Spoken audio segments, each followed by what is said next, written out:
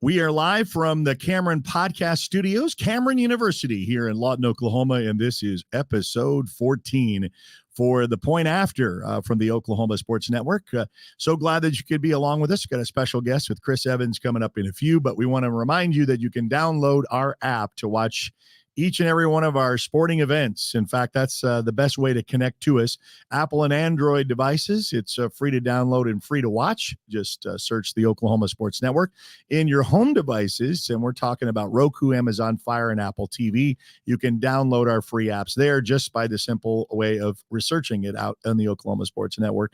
YouTube, subscribe to our YouTube channel for those who are watching this podcast from our YouTube channel.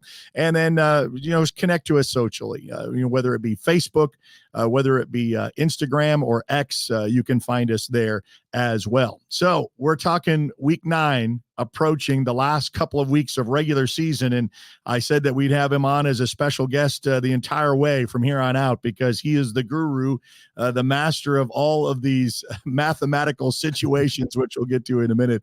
But before we do, Chris Evans from the Guthrie News page is our special guest from the Oklahoma Sports Network and our podcast here with The Point After. Anything kind of surprised you up to this point? This is where you start. A couple of weeks ago, as you as our guest, we called it separation weeks. We're okay now. We start, seeing that pecking order 1 through 4, and it's starting to shape up. And we can really say that now, and especially in the district that I cover the most.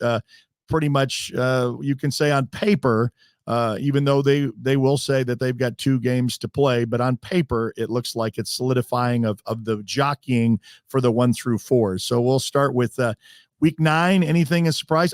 I will say, outside of the one that's in your backyard, that we can maybe get started out with.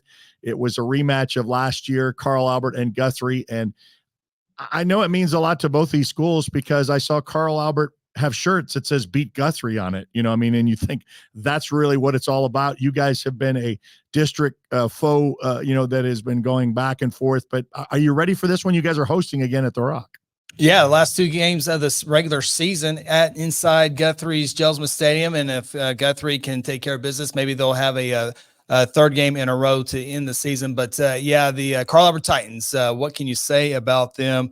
2nd longest winning streak in the state of Oklahoma with 33 games, and doing a little bit of homework here in the early week on the Titans. We know all about their 6 shutouts, but their average score this year, Eric, is 57-2. And Lawton got 12 points on them last week. But only 2 teams have been able to score on this Carl Albert team. And we all know all the storylines with Carl Albert, but I think this year, Carl, and the numbers show it, this defense for Carl Albert is different. With Caden Davis there in the middle, then Marcus James and Tristan Haynes and Trey Washington. I think Davis is the spark plug in the middle of that defense. And they're always good defensively, but I think they're a little extra special this year on the defensive side of the ball. Yeah, and if they say that offense will win you games, defense will win you championships, yep. They're on track. And I didn't know about their long-standing record. Now, who holds that currently? It is the Washington Warriors, 37 straight. 37 straight. 37. So they're going to mark that off. I noticed, during the coaches show, which they have for Carl Albert, they put it in this perspective. When they wrapped up 7. The 7th week, he says, that's our halfway point. I mean, if you look at that, 14 games get you a state championship. So they're halfway through the season. You say, boy, you got a halfway through the season, and everybody else is thinking, well, we got a couple of games left, and then we're talking playoffs. So, well, that's going to be an interesting matchup. And I'll just follow up with a game that I really enjoyed calling, because for the love of the game, and even no matter if you follow, it was kind of a great high school football atmosphere this last week, with Newcastle being brand new in 5A1. And I will talk a little bit about some of my broadcast crew from Newcastle told me that, within the town, there was some wins of what is Coach Brickman doing with this non-district schedule. And I wasn't saying that his job was on the line, but, there was a lot of questioning. Why would you schedule purposefully Blanchard, Tuttle, and Elgin as your non-district games? And Coach Brickman put it this way. He said, I've done it the other way, where we've had maybe opponents that we could really do well in non-district. But then when we got to the district, and this is when they were still playing 4A, he said, I noticed our players were getting like deer in the headlight looks. They were getting smash mouth football in 4A when you went up against Blanchard and Tuttle and all the rest of that. And so he said, I didn't really want to go through that anymore. So they were battle tested. And this was a battle royal that went, MacArthur kicked a field goal to go back up. It went back and forth. There was turnovers for both teams. Both teams capitalized on it. And then MacArthur goes up with a couple minutes left. In high school football, you think, okay, that should really wrap it up. It's hard for pros and everything else to kind of get that formulated back down the field, but a great pass play and then unfortunate for MacArthur's defenders that kind of collided in with each other on a tackle, and TJ Bradford skates in for a score. So they are in the driver's seat now. MacArthur cannot get first no matter what. And you say, well, what if we play the if game? Well, this and that, that's not going to work out this year. So they'll end up with Bishop McGuinness after Southeast, and you don't want to, they've got some talent there at Southeast this year again. And then week 10 will be Bishop McGuinness. And so that could really, and for 5A1, decide 2 and 3 just by the winner of that last game. So it will come down to the last game to decide the final position. So yeah, there's still a lot of football to play. Yeah, no doubt. And you mentioned that Newcastle juggernaut in the middle there with the non-district, with the 4A schools, Blanchard, Tuttle, and Elgin. I think those games got Newcastle ready for that MacArthur team. MacArthur very athletic and at the skilled spots, good offensive, defensive line. So I think those 3 games got them ready for the MacArthur Highlanders, and obviously run into the playoffs as well. So really impressed with Newcastle's quarterback, Jackson. Help me out. Schnall. Yeah. It's okay. No, not the Schnard. Shanuel. Sorry. Shanuel. Okay, perfect. Shanuel. Yeah, Shanuel. Really impressed with his ability to throw and run the football. So I think it will be a tough out for whoever Newcastle runs into playoffs. He's got a 6'5" frame, 230 pounds at quarterback. I mean, tell me who else in the state's got a quarterback like that? No, he looks the part. His ability to throw the deep ball. I know he had a big one late in the game around midfield. He delivered there on the money. Not only was it deep, but it was on the money too. Very impressed with him. It was. I mean, and rightfully so. So congratulations on them, and then taking that seat right there. So yeah, those are the storylines right there. But I really wanted to pick your brain with the future, because that's what everybody's going to be talking about from now on. The water cooler talk is going to be, okay, if this person beats this person and you say you geek out on this, and I said, well, I'm going to really appeal to that. And then I'm going to ask you this: how many hours did you spend to get this?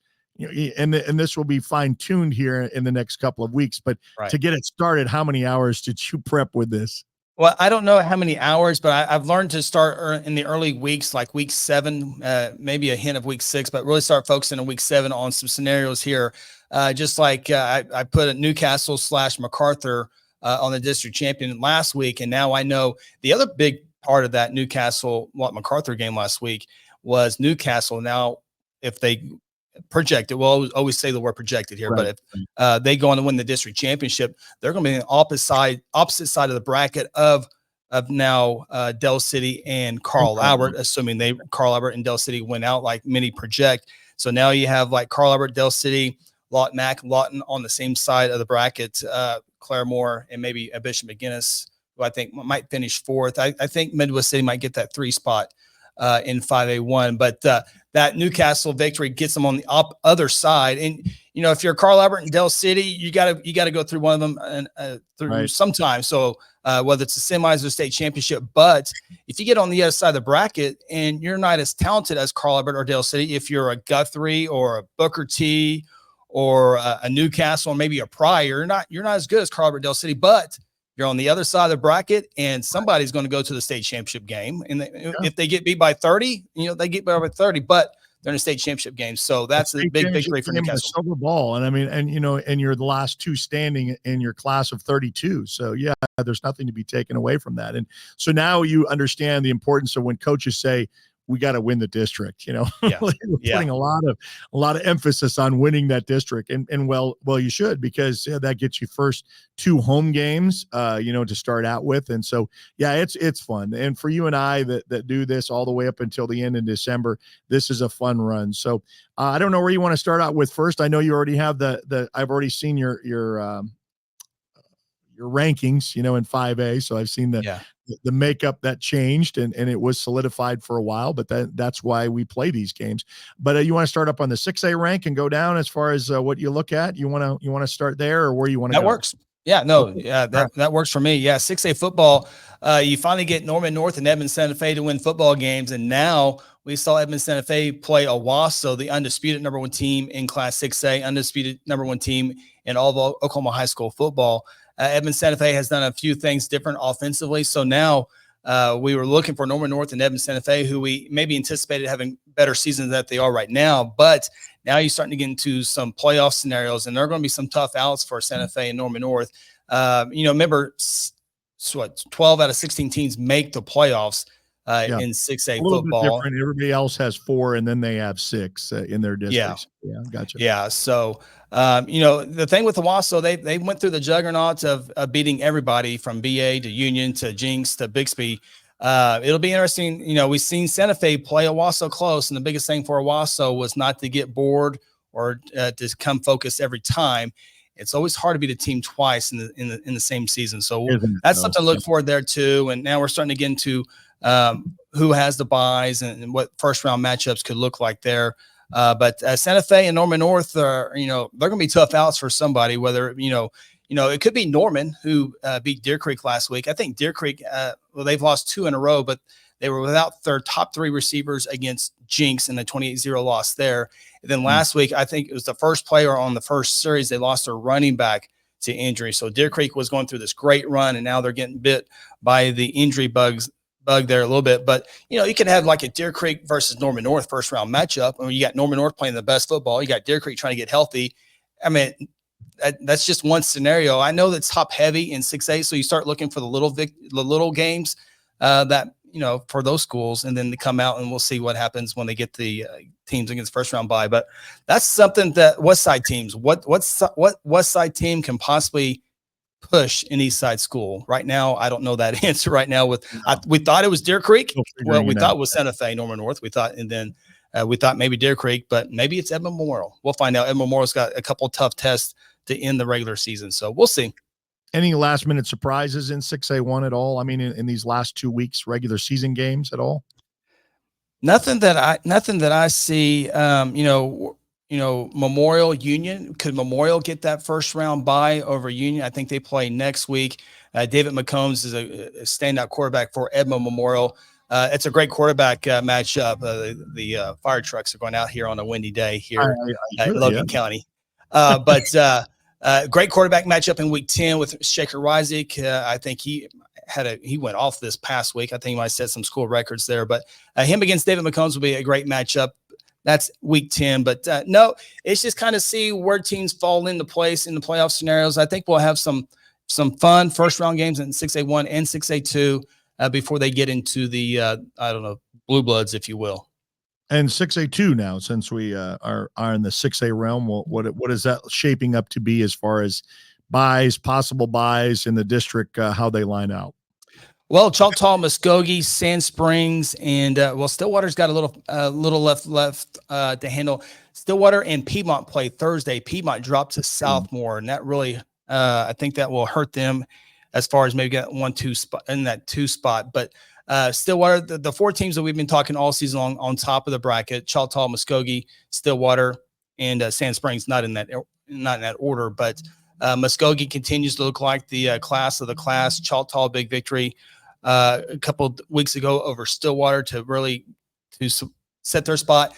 And you have teams that have maybe 1 or even 0 district victories that still have a chance to get into the playoffs. As we talked about earlier, 12 out of 16 teams make it. So there's going to be some teams with not a very pretty looking record, but will be in the playoffs. And that brings back flashbacks of 2020, where everybody made the playoffs. Everybody gets in. Everybody gets in. Yeah. So we're still waiting on like that. Eisenhower, if they take care of business there, they're right on that fringe of advancing and making a playoff run, at least, to extend the season one more week, Yeah, I think I can fit somewhere in between that 4, 5, 6 spot there. And you look at Lawton Ike. I mean, it could be someone in the first round against Bartlesville. I mean, yes, Bartlesville has not one of those teams I'm talking about. They don't have very many district wins, but you can see Ike Bartlesville. You can see someone like Ike Sapulpa. Very winnable games. Again, Right. 6-8-2 is heavy, but hey, Lawton Ike and Sapulpa fighting to win a playoff game. That's a big deal for those schools. It is. I mean, for a turnaround in Eisenhower with Coach Javon Harris, his third year, and then being bumped up to 6A2 after being the first 2 years in 5A. And we talked about that in this summer, hats off to the coaches that had to kind of make things happen as far as scheduling and non-district opponents. And those were the hardest setbacks when you move up a class, because you already had a game plan. You already kind of had film work on your opponents. And now you go, okay, well, who are these opponents? Well, we don't even know who they are, Yeah, you look at Lawton Ike and Sapulpa, two teams that were down in 5A last year, to get bumped up 6A2. Could you imagine how competitive Ike and Sapulpa? They're competitive in 6A2. Don't get me wrong. Sapulpa dropped last week to Putnam City North. I think they're 4-4 on the year. But imagine those two teams down in 5A and how really competitive they would be. And I just can't say enough about Coach Harris. I got to talk to him a couple of times in the regular season last couple of years, and I can get behind him all day. He knows football, has a passion for it. His team, the biggest compliment, his team plays hard for him every single game, no matter who's across the way. Yeah. I mean, we really saw that in the last couple of weeks, even when they were down. I mean, he says that, they weren't giving up in the fourth quarter. I was just observing one of their games because it was on an off day for us. And I said, you know what, a lot of heart. And he's got them believing in, and he says it's kind of a little bit hard when you take a loss, but he says they're not coming in, wanting to turn their equipment in or, kind of laying down, that they're in it. And so, hats off to a guy that can maintain that program. Okay. Then we're going to drift down to where we are more well-versed in seeing it week to week, but back in the 5A realms and the exciting, top heavy of the familiar names, but on the outside, what else is kind of shaping up in these districts? Well, you look at Dell City, and Dell City continues to roll, but they'll be tested here in a little bit. Dell City is on a roll. Coach Jones has them rocking and rolling, but there's going to be some interesting first round matchups. I know we still got a couple weeks left in the regular season, but when you start looking ahead, you can have Booker T. Washington. Started off slow in the season. Now they're starting to get some big victories. They beat McAllister last week, and Booker T basically going to be the 5A3 district champions there. But then you look at the first round playoff game, possibly against Collinsville. Now Collinsville has been hit with injuries in the middle of the season with their quarterback and also at running back. And so, but you have Booker T. Washington and a Collinsville as a possible first round matchup. That's not, Booker T, you're going to be happy to win the district, but you're not going to be happy to see Collinsville come to town. Now Booker T will be favored, but Collinsville is a successful team over the past several years with Coach Jones. So that's one scenario. Prior McAllister, potential first round, or more than likely Shawnee, but Shawnee, Coach Madonna, 6-2 on the year. They got a big game this week with Bishop Kelly. 5A is going to be fun come playoff time in the first round. How about possibility of Lawton Mac and Lawton first round? Dell City versus Claremore. Dell City's rocking and rolling. Claremore's only lost one game this year. They were a little bit surprised how they lost to that Prior snapped their win streak. But how about Dell City Claremore as a first round matchup? How about McAllister versus Bishop Kelly? It's just on and on and on. How fun 5A would be. We know Dell City Crowbert. Yes, we know all about them. But after that, the path to the championship for the top of the bracket, especially. But could Claremore shock the world again? A Claremore team that made the state semifinals last year. Everyone's going to pick Dell City, and rightfully so. But right. Coach Jones will have to do some extra homework with Claremore coming to town if the projections hold up. Well, and look at Claremore last year coming to Elgin and doing that. Elgin was on a roll, undefeated, and Claremore found a way. So you got to give a little bit of confidence with that, and even if they're on the road. So Yeah, I know that we're getting a little excited and a little bit ahead of ourselves, but that's what we do anyway. I tell coaches, we're allowed to do this. We're allowed to talk about the if then Yeah. scenarios. We're not coaches that say, okay, the next team is who we're worried about. We're fans too. So we can kind of look outside. And yeah, we talked about, glooming down of a possible rematch of the two Lawton schools with Lawton High for the first time in 5A since they won a state title back in 1987. But they will, they look a lot different. Watching them, Coach Zoe has got them, and this is rightfully so. He said a lot of people thought that I was just going to have some magical potion to just put all over him and they were going to buy, and he says I'm more of a drip, kind of he says, so what you see in weeks 0 through 3 is not what you're going to see through 8 through 10, and so he's made those changes, and he's got some wins there, and they'll have to take care of business with Altus. They're coming off that Carl Albert but like you said in the very beginning of the broadcast, they were able to capitalize and get a couple of scores, which is saying something against Carl Albert, because they've not allowed a lot of their opponents to do that. So yeah, 5A is really going to be interesting. And then you have another, Altus, Coach Reed back for a second time. I think before he came, I think they've won 4 of the last 41 games that they played. But I can tell you, number 4, number 6, and the quarterback, very good. They were great in the 56-34 loss to Guthrie.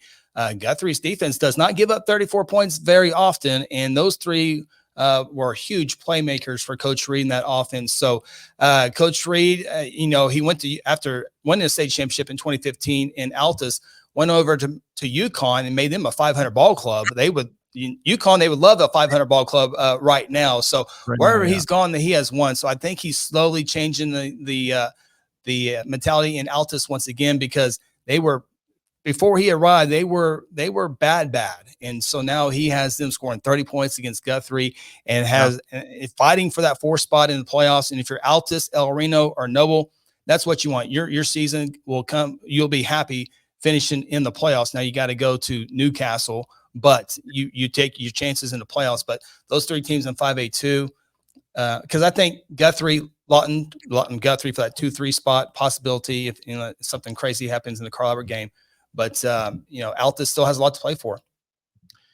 Okay, so we'll go down to 4A. Interesting how kind of things have been pretty, we say top heavy for the 6A, 5A, 4A, whether it's Wagner and Elgin, that collision course, and they look like we'll have to meet in the semifinals as well. And I know that as it disappointed some of the Del City fans when you said, oh, you mean this can't be a rematch of the state title game? Yeah. Well, sometimes how the bracket is, that's not the way that's going to be, because Del City switched districts.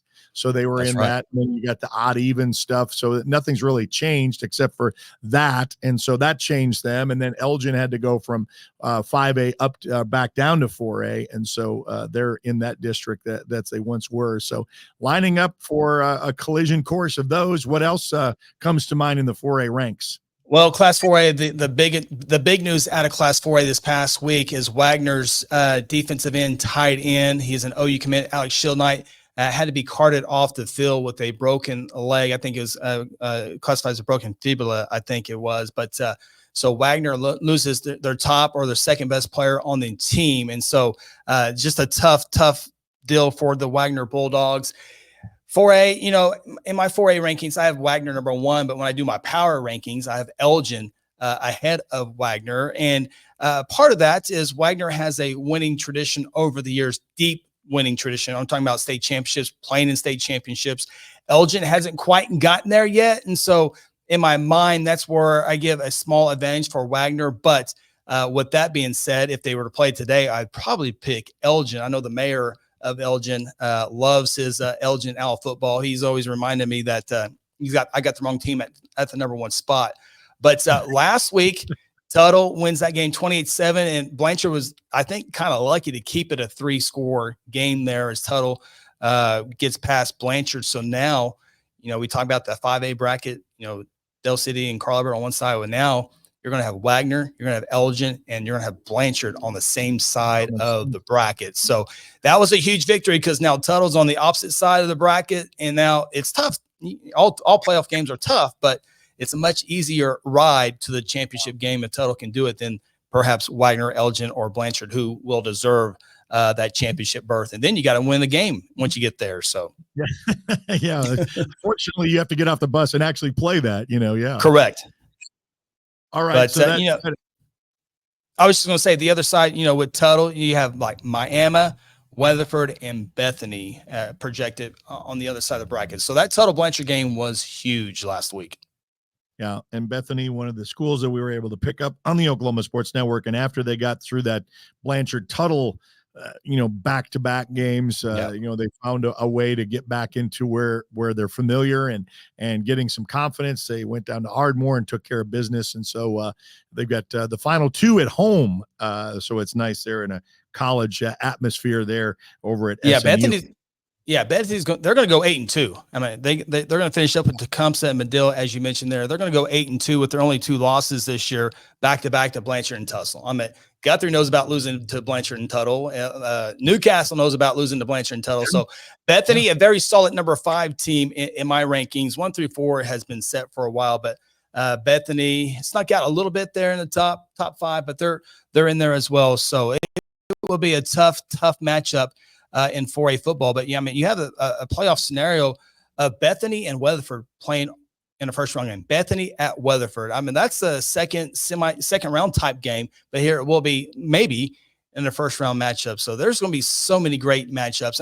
I love, the Dale Cities, the Wassos, those are fun, but man, you get into the Bethany Weatherfords and these first round playoff games and how much they mean. And then who knows, Bethany or Weatherford go on the road and surprise a Cushing, and then they have to play Tuttle again, take your chances there. But it's not always about the 33 game winning streaks or the 37 game winning streaks. It's these teams with a lot of pride, a lot of tradition, playing some meaningful playoff games. Yeah, that's very good. And so, that's why we look forward to that. Okay, let's go down to some of the other, we'll just keep dropping down. We go to 3A, and what do we have there that's shaping up as interesting? Well, 3A, again, Lincoln Christian, a very high power offense. They lost a couple of wide receivers who moved on to Jinx, but they haven't messed anything yet. Heritage Hall has been in several close games, and they've won them. And I think that only helps Heritage Hall later on. Sulphur Bulldogs, a team that has played a tough schedule this year, a team that really nobody has talked about a whole lot in 3A, but they're 7-1 on the year, 5-0 in district play. Their only loss was to Washington in overtime to begin the regular season. So Sulphur has been on a roll. They haven't had the toughest of schedule, but they will be a team that you don't want to play come the playoff time. Castro Hall, Perkins, Idabel are all good stories. Pauls Valley and North Rock Creek have 2 great running backs. They've had some wins and losses. They've kind of been up and down a little bit. But they will be tough. When you have a Division I running back on each team, you don't want to see them in the playoffs because you never know what will happen on any given day. I mean, these talented running backs, one's committed to Baylor, one's committed to North Texas. And sometimes when the other team has the best player on the entire field, sometimes that player is good enough to upset somebody. So 3A will be fun to watch. But again, Lincoln Christian, Heritage Hall, they've been there last couple of seasons. Can Sulphur or maybe Plainview, another team that has had a great season, can they sneak in there as well? So 3A, again, you have your heavy favorites there, but there are some other matchups that could be interesting for that deep playoff run. Well, we mentioned this with 2A. 2A is now split, so it's not a very heavy class anymore. We split that in 2A1 and 2A2, just like in the 6A realms, and we'll go with 2A1. 2A1, Washington and Millwood. We've seen them the last couple of years. There appears they might be heading to another championship game there. Metro Christian will be battle tested. They've gone through, Metro Christian, Jones, and Marlowe have all gone through tough stretch. We've seen Marlowe take Washington in a good game. So Marlowe is capable of doing that.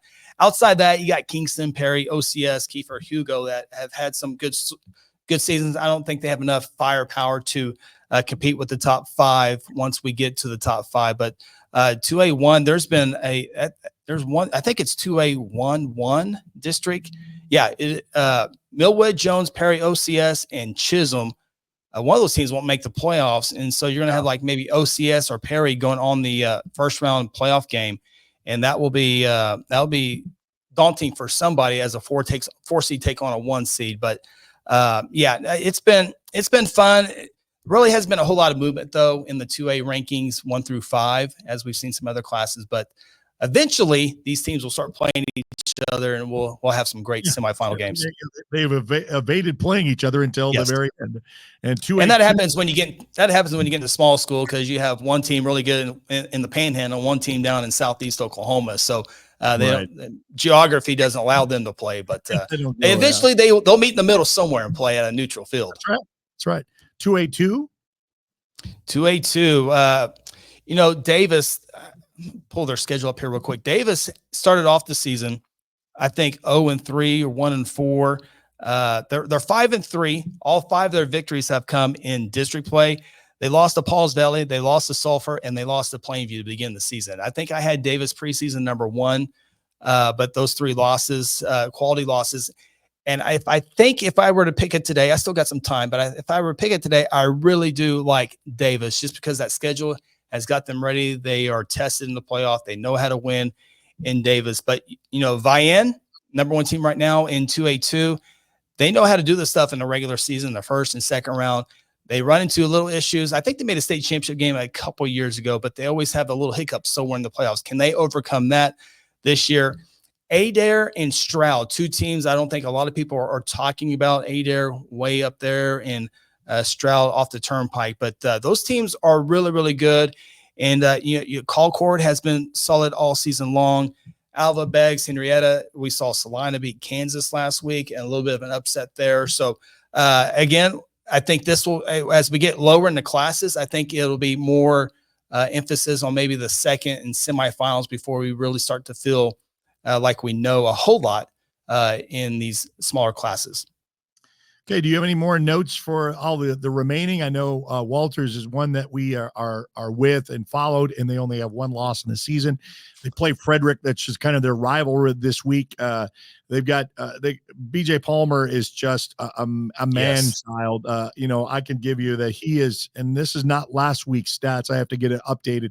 21 touchdowns on the season, and he's in the smaller classes, they're playing both sides. So you can talk about his picks, his returns, his special teams play, his offensive play. But of course, they're part of our network. We're excited for Walters. And after the change of Coach Griffin coming from Cash, going to Walters, had some playoff success last year, but he has really got them going. And Walters is really, really excited.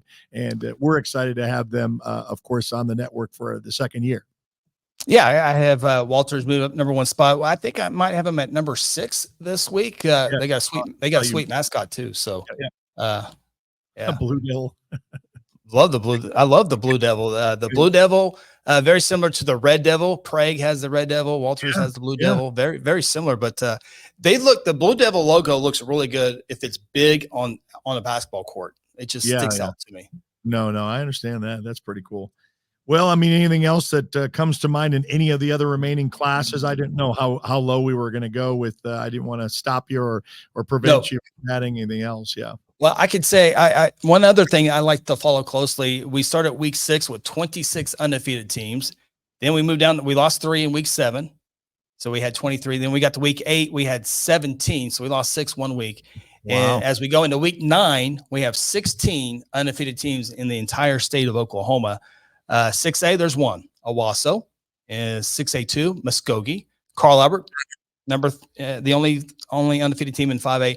4A, Elgin, Tuttle, and Wagner. We lost our friends in Blanchard last week.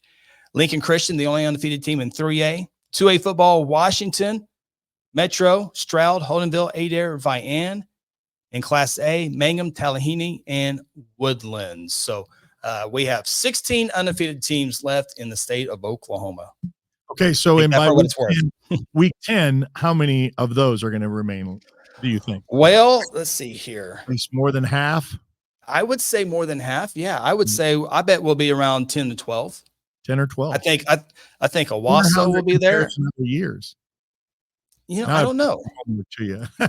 Yeah, I don't have that. I don't have that note card here with me, but I think Owasso will be there. I think Muskogee will be there. I think Carl Albert will be there.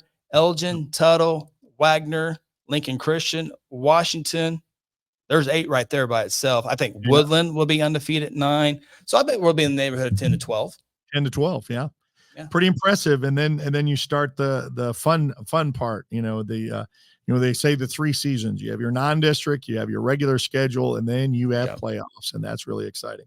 Okay. And before we have the playoffs, we have this team wins by 3, they go here. If they lose by 4, they go here. So that part of the formula is next week. We'll have some more.